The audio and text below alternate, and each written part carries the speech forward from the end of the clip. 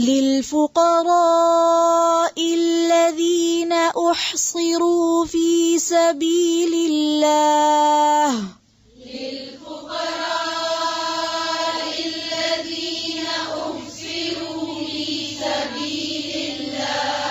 احصروا في سبيل الله لا يستطيعون ضربا في الأرض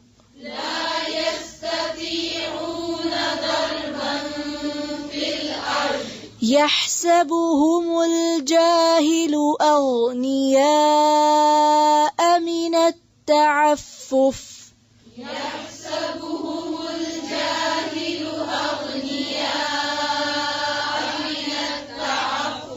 من التعفف تعرفهم بسيماهم لا يسألون الناس إلحافا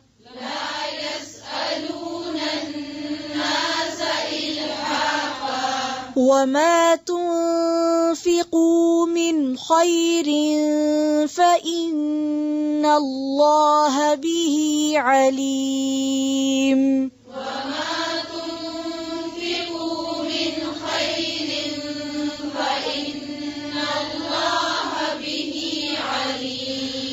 للفقراء، فقراء کے لیے، فقیر کی جمع. کون فقراء؟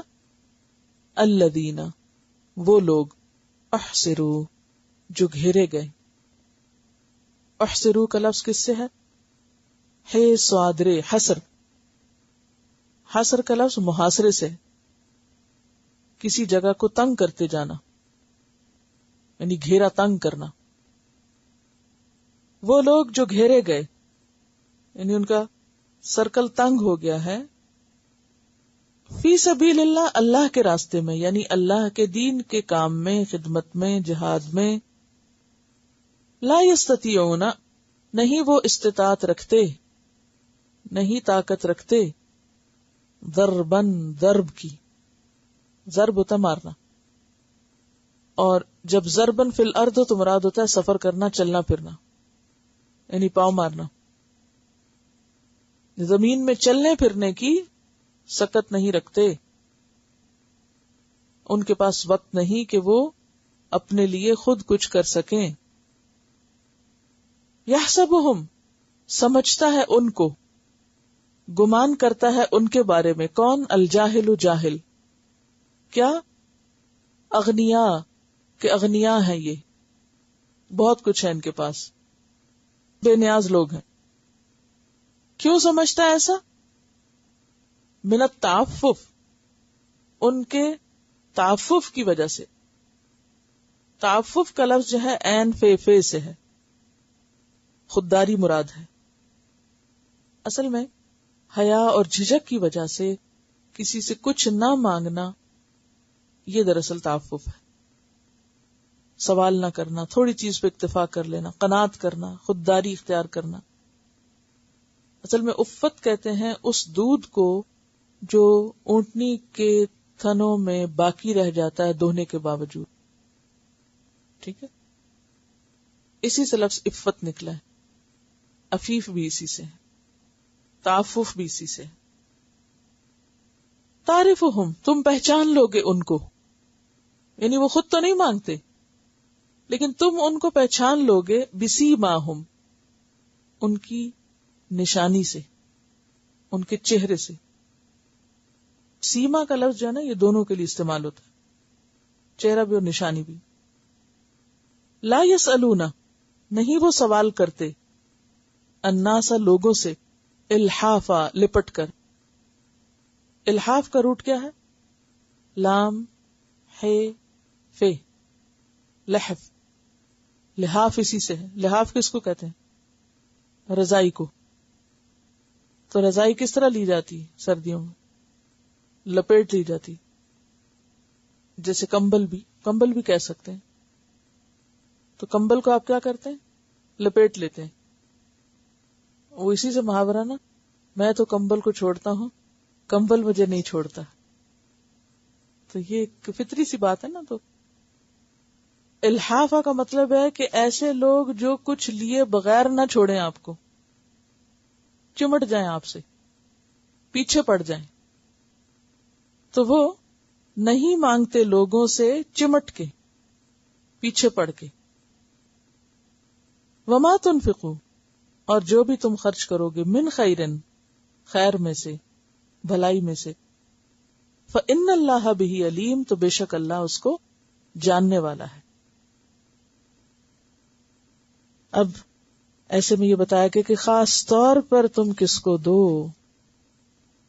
للفقراء، ان فقراء کو، ان محتاجوں کو، الذین احصروا فی سبیل اللہ، جو اللہ کے راستے میں گھیرے گئے ہیں، جن کا دائرہ تنگ ہو گیا ہے، حصار ہو گیا ہے. لا یستطیعون ضربا فی الارض، جو زمین میں چل پھر نہیں سکتے، یعنی کام کاروبار نہیں کر سکتے.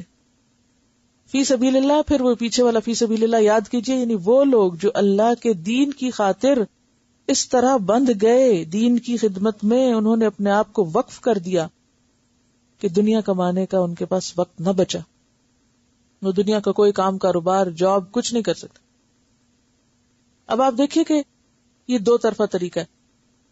ایک ہے دنیا کی خاطر دین سیکھنا اور دین کا کام کرنا، اور ایک کیا ہے دین کا کام کرنے کی وجہ سے دنیا کا مستحق ہونا. تو یہاں اس صورتحال کا ذکر کیا جا رہا ہے. اصحاب الصفہ کی طرف اشارہ ہے. کیا اہل صفہ کا حال جو پیچھے میں نے آپ کو بتایا نا، برا بن عازب کہتے ہیں کہ ان کا حال یہ ہوتا تھا کہ ان کے پاس کھانے کو کچھ نہ ہوتا تھا، کیونکہ وہ گھیرے گئے تھے، وہاں گھر بار نہیں تھے، ان کے کوئی بزنس کام کاروبار نہیں تھے. تو وہ لوگ جو گھیرے گئے، کوئی سواری نہیں، کچھ نہیں، نہ اپنی ضروریات پوری کر سکتے ہیں. یحسبهم الجاہل اغنیاء، جاہل لوگ ان کو بہت مالدار سمجھتے ہیں. کیوں؟ من التعفف، نہ مانگنے کی وجہ سے. ظاہر ہے کہ جو شخص اپنے آپ کو ڈیڈیکیٹ کیے ہوئے ہے اور خالصتاً اللہ کی رضا کے لیے کام کر رہا ہے، وہ کس پر احسان جتائے گا، کس کے سامنے اپنے مسائل بیان کرے گا، اور کیوں کرے گا، جبکہ اس نے اپنے رب کی خاطر یہ رستہ اختیار کیا ہے، لیکن ساتھ ہی ضرورت مند بھی ہے. تو اللہ تعالیٰ کیا فرماتے ہیں؟ ایسے لوگوں پر خرچ کرنا بہترین خرچ کرنا ہے. پھر وہ مانگتے نہیں، وہ نظر نہیں آتے ضرورت مند، وہ تو بظاہر سب ٹھیک ٹھاک ہیں. فرمایا تعرفہم بسیماہم، تم ان کو ان کی علامتوں سے پہچان جاؤ گے. یعنی تم قیاس کر سکتے ہو، جج کر سکتے ہو، دیکھ سکتے ہو، کہیں نہ کہیں سے تم کو کلو مل جائے گا کہ وہ ضرورت مند ہیں، ان کے نہ بتانے کے باوجود بھی. اور یہ کیا وہی جو حکمت والی بات ہے نا، جس کو حکمت ملتی ہے، گہری نظر ملتی ہے، وہ بالکل پہچان جاتا ہے کہ کس کی کیا ضرورت ہو سکتی ہے. تو سیما ایسی نشانی جسے ذہین و فطین ہی پہچانے. لا یسألون الناس الحافا، وہ لوگ لپٹ لپٹ کے نہیں مانگتے کسی کے پیچھے پڑ کے. وما تنفقوا من خیر، اور جو بھی تم خیر میں سے خرچ کرو گے، مال میں سے، فإن اللہ بہ علیم، تو اللہ اس کو جانتا. نہیں ایسے لوگوں کو تم جو کچھ بھی دو گے وہ سب اللہ کو پتا ہے کہ تم کیا دے رہے. کیونکہ عموماً انسان جب اپنے رشتہ داروں کو دیتا ہے یا کہیں لین دین کے جو معاملے ہوتے ہیں جہاں سے ملنا ہوتا ہے وہاں دیتا ہے تو عموماً انسان اچھا دیتا ہے. لیکن جب انسان ایسی جگہوں پہ دیتا ہے تو انسان سوچتا ہے ان سے ہمیں واپس تو ملنا کوئی نہیں، ایسا جو بچی کچی چیز ہے جیسی تیسی ہے دے دو، نکال دو اپنے گھر کا کباڑ. کیوں؟ اس لیے کہ ان سے واپس تو کچھ نہیں ملنا. انہوں نے کیا کہنا ہے؟ وہ شریف بھلے مانس دیندار لوگ ہیں، انہوں نے تو بولنا کچھ نہیں، لہذا جیسا چاہو سلوک کرو ان سے. یہ عام طور پر ٹرینڈ ہے ہمارے معاشرے کا، دیندار طبقے کے ساتھ خیر بلائی کرنے کا. تو یہاں پر کیا کہا جا رہا ہے کہ جو بھی تم کرو گے وہ اللہ کے علم میں آ جائے گا، اس لیے سوچ سمجھ کے کرنا جو بھی کرے. بخاری کی روایت میں آتا ہے کہ مسکین وہ نہیں جو ایک ایک دو دو لقمے کے لیے در در پہ جا کے سوال کرتا ہے، وہ نہیں مسکین ہوتا. مسکین وہ ہے جو سوال سے بچتا ہے. پھر آپ نے یہ آیت پڑھی لا یسألون الناس الحافا. اب دیکھیں کہ سورۃ الحشر میں ایسے لوگوں کو مزید واضح کیا گیا کہ یہ کون لوگ ہیں، کن کی طرف اشارہ ہے. للفقراء المہاجرین الذین اخرجوا من دیارہم واموالہم، یہ وہ مہاجرین ہیں جو اپنے گھروں سے اپنے مالوں سے نکالے گئے ہیں، مکہ چھوڑ کے مدینہ آئے ہیں، اور پھر اس کے بعد جب بھی کبھی اسلام کی خاطر ہجرت ہوگی. اب آپ دیکھیے کہ پیچھے آپ سارے وضاحتیں پڑھ چکے ہیں، والدین پہ خرچ کرو، رشتہ داروں پہ کرو، یتیموں پہ کرو، مسکینوں پہ کرو، مختلف لوگوں پہ کرو، مسلمز پہ کرو، نان مسلمز پہ کرو، ہر کیٹیگری کھول کے رکھ دی گئی. یہاں پر صدقات کی جو تفصیل ہے اس کا اینڈ ہو رہا ہے، اور اینڈ میں آ کر ایک اہم ترین کیٹیگری کا ذکر کیا گیا. اس کو پھر لنک کریں امت وسط کے کردار کے ساتھ اور امت وسط کے فرد کی حیثیت سے اپنی ذمہ داری کے ساتھ کہ ہر کام کے لیے کچھ فل ٹائم ڈیڈیکیٹڈ لوگ ہونے چاہیے. اور اگر کچھ لوگ اپنی دنیا چھوڑ کے دین کے لیے خود کو ڈیڈیکیٹ کر دیتے ہیں تو پھر ان کی دنیا کا کیا ہو، ان کی ضروریات کا کیا ہو. تو یہاں اس کی طرف توجہ دلائی جا رہی ہے. اب دیکھیں نا، ہر کام کا ایک تقاضا ہوتا ہے. مثلاً اگر کوئی ایک سائنٹسٹ ہے ایک شخص، تو وہ پارٹ ٹائم کام تو نہیں کر سکتا نا کہ ہاں میں ریسرچ کروں گا پارٹ ٹائم کروں گا. ریسرچ پارٹ ٹائم نہیں ہوا کرتی، اس کے لیے آپ کو دن رات مسلسل کھپانا پڑتا ہے، اور اگر آپ اس کام کے لیے اتنا وقت نہیں دیتے تو اس کا حق ادا نہیں ہو سکتا. اور اگر آپ پارٹ ٹائم وہاں کام کر رہے ہیں، پارٹ ٹائم وہاں کام کر رہے ہیں، تو نتیجہ کیا ہوگا کہ نہ آپ ادھر کے نہ ادھر کے. تو ہر کام تقاضا کرتا ہے کہ کچھ لوگ اس کے لیے ایسے ہوں جو پوری طرح اسی میں کمیٹڈ ہوں، وہی کام کریں، کچھ اور نہ کریں. اب مثلا دیکھیں کہ مدینہ میں کوئی اسٹینڈنگ آرمی نہیں تھی. اصحاب صفہ تھے جو گھر بار چھوڑ کے آئے تھے. جب جنگ ہوتی تھی تو وہی فوج ہوتی تھی، سب سے پہلے ہراول دستہ، اور جنگ نہیں ہوتی تھی تو علم حاصل کرتے تھے. مدینہ میں رہ کر علم حاصل کرتے، اور جب کہیں جنگ ہوتی تو ساتھ چلے جاتے. تو یہ لوگ جو تھے جو اپنے گھر بار چھوڑ کر آ کر آپ صلی اللہ علیہ وسلم کے پاس رہ رہے تھے، ان پر خرچ کرنے کی طرف توجہ دلائی جا رہی ہے کہ بہترین خرچ یہ خرچ ہے، خرچ کرنے کی جگہ. اب آپ دیکھیں کہ کچھ لوگوں کا مزاج ہوتا ہے کہ دنیا کے کاموں میں ان کا دماغ بہت چلتا ہے. کوئی بزنس کی بات کرو وہ آپ کو بہت کچھ بتائیں گے. کسی کا کمپیوٹر میں بہت دماغ چلتا ہے، کسی کا کسی چیز میں چلتا ہے، کسی کا. اللہ نے دنیا کے کام مختلف طریقے سے کرانے کے لیے شخصیتیں بھی مختلف بنائی. جیسے زمین مختلف ہے، جیسے موسم مختلف ہے، تو ایسے بندوں میں بھی اختلاف رکھا، ان کی سوچ، ان کے انٹرسٹ میں بھی. کچھ لوگ ہیں ان کے انٹرسٹ میں دنیا کے کام ہوتے ہیں اور وہ اس کے لیے فلی کمیٹڈ ہوتے ہیں، پوری کے پورے اس میں ان ہوتے ہیں. اور کچھ لوگ دین کے معاملات میں عام حالات یا عام روٹین سے زیادہ انٹرسٹ رکھتے ہیں اور فلی اس میں کمیٹڈ ہوتے ہیں.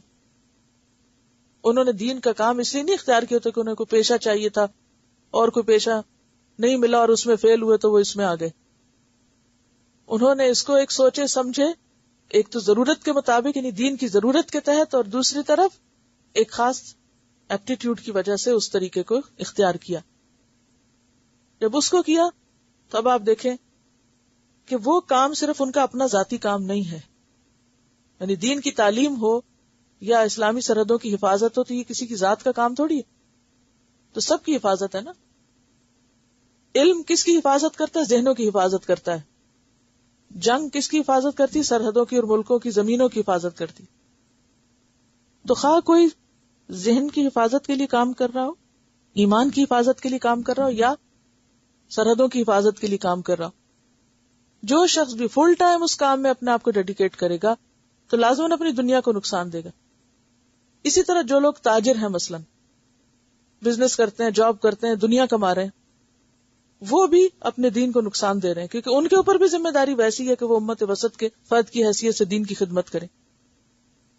اب آپ دیکھیں، اس نے اپنی دنیا کا نقصان کیا، اس نے اپنے دین کا کیا ہے. اب اس کی دنیا کا نقصان اس کے مال سے پورا اور اس کے دین کا نقصان اس کی کوشش سے پورا. سمجھ رہے؟ ایک شخص بے غرض ہو کر دین کا کام کر رہا ہے اور دوسرا بے غرض ہو کر اپنے مال میں سے خرچ کر رہا ہے دین کی خدمت میں. اب آپ دیکھیں، ایک اپنی ذات خرچ کر رہا ہے، دوسرا اپنا مال خرچ کر رہا ہے، تو برابر ہو گئے نا پھر، یا نہیں؟ جو جس کام کے اہل ہے وہ کرے. ایک اپنا ذات اپنا وقت لگا رہا ہے، دوسرا اپنا مال لگا رہا ہے. اب دونوں یہاں کے برابر ہو جاتے ہیں، ایک وقت لگا رہا ہے، ایک مال لگا رہا ہے. یہ بھی بے غرض ہے، یہ بھی بے غرض ہے، نہ یہ اس پہ احسان کر رہا ہے نہ یہ اس پہ کر رہا ہے. دونوں ہی امت وسط کی فرد کی حیثیت سے اپنی اپنی ذمہ داری نبھا رہے ہیں، کسی کا کسی پہ احسان نہیں ہے. ٹھیک ہے، کوئی ایک روپ میں ایک رول میں، دوسرا دوسرے روپ اور دوسرے رول میں. ٹھیک ہے. اب آپ دیکھیے، ایک اللہ کے دین کا خادم ہے اور وہ بندوں سے کسی قسم کی توقع نہیں رکھتا، اور دوسرا شخص جو ہے وہ اپنی دنیا میں لگا ہوا ہے اور دین کے کام جو اس کے ذمہ تھے وہ نہیں کر پا رہا، اور اس کا کام بھی کون کر رہا ہے؟ وہ کر رہا ہے. تو پھر اس کے مال میں اس کا حق ہو گیا نا. سمجھ گئے؟ اچھا، لیکن کچھ خوش نصیب ایسے ہوتے ہیں جو جان بھی لگاتے ہیں اور مال بھی لگاتے ہیں. اعلیٰ ترین درجہ یہی ہے.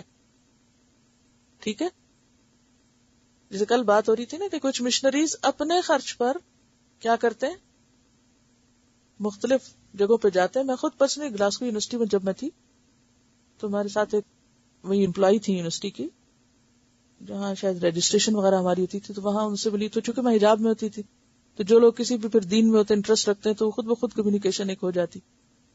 تو وہ اکثر ہمارے پاس آ جاتی، گھر بھی آ جاتی تھی، کبھی یونیورسٹی میں لائبریری وغیرہ میں بھی آ جاتی تھی. تو وہ بتاتی تھی کہ میں اب ایجپٹ جانے والی. تو میں سمجھتی کیوں جانے والی ہوں؟ کہتی کہ میرا طریقہ یہی ہے کہ میں کچھ عرصہ جاب کرتی ہوں، جب پیسے بن جاتے ہیں تو پھر میں کسی بھی ملک چلی جاتی ہوں اور وہاں جا کے اپنے یعنی مشنری اسپرٹ کے ساتھ اپنا کام کرتی ہوں. پیسے کمائے، کرایہ لیا، کھانے کا خرچ اٹھایا، جا کے رہائش کی جگہ دیکھی اور جا کے کرسچینٹی کی تبلیغ کی. ہم میں سے کتنے مسلمان یہ کرنے والے ہیں کہ ہمارے بچے بھی چلیں کہیں سمر لگا لیں، کہیں کچھ کر لیں کام، کچھ پیسے بنائیں، پیسے جب جمع ہو جائیں نکلیں صرف تبلیغی مشن پر. ہے الحمدللہ تبلیغی جماعت میں ایسے لوگ ہیں کہ جو ایسا کرتے ہیں، کچھ عرصہ کام کرتے ہیں، پھر پیسے جمع ہو جاتے، پھر اپنے خرچ پہ جا کے تبلیغ بھی کرتے ہیں. تو کچھ لوگ تو اس طرح کرتے ہیں، لیکن ہر ایک کے اندر اتنی صلاحیت نہیں ہوتی کہ وہ کمائی بھی کرے اور پھر ساتھ جا کے تو دین کی خدمت بھی کرے.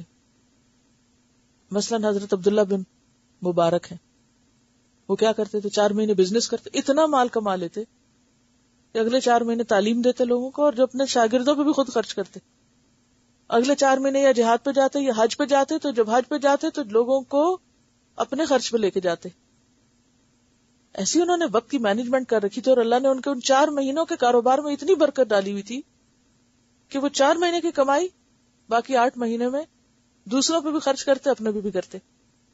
وقت بھی لگاتے تھے، جان بھی اور مال دونوں لگاتے تھے. عبد الرحمن بن عوف آپ دیکھیں جنگ احد میں جان بھی لگا رہے ہیں، مال بھی لگا رہے ہیں. لیکن ہر شخص اس قابل نہیں ہوتا. کچھ لوگ بس ایک ہی کام کر سکتے ہیں، یا وہ جان لگا سکتے ہیں یا مال لگا سکتے. صلاحیت فرق ہوتی ہے نا. اعلیٰ ترین درجہ تو دونوں چیزیں لگانے کا ہے، لیکن اس سے کم میں پھر کچھ لوگ ادھر ہیں تو کچھ ادھر ہیں. جو ادھر ہیں وہ ادھر والوں کی مدد کرے، جو ادھر ہے وہ ادھر والوں کی ذمہ داری پوری کرے. اس طرح دین کا کام چلتا ہے.